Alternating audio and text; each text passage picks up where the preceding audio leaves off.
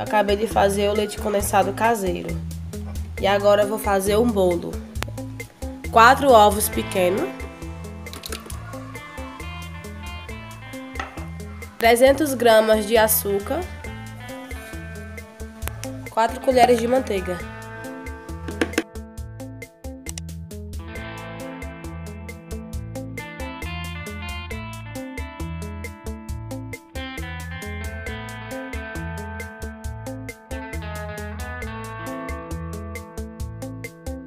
E eu vou bater por 2 minutos.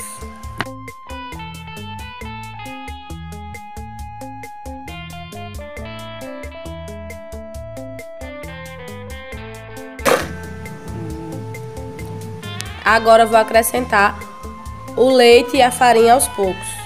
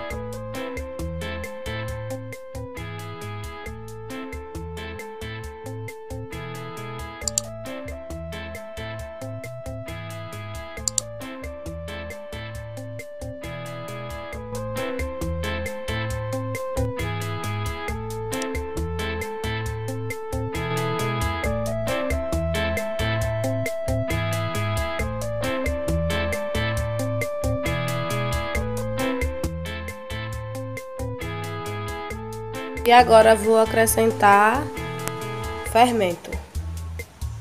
Esse. E agora na opção pulsar.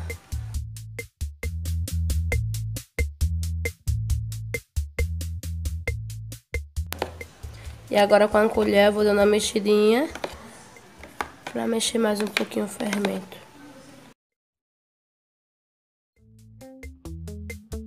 Agora eu vou colocar na forma.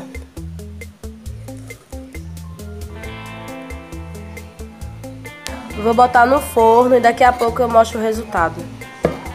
Olha aqui o resultado. Eu fiz 2 porque um eu vou rechear. Agora aquele do vídeo é esse daqui. Aquele que eu filmei que vocês viram.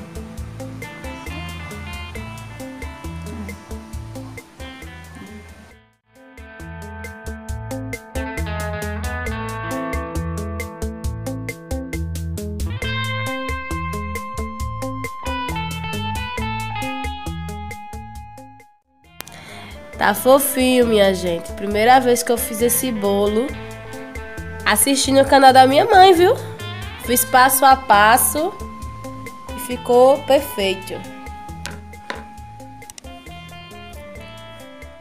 Vou cortar agora para vocês verem bem de pertinho. O bom mesmo é deixar esfriar, mas eu já estou com pressa.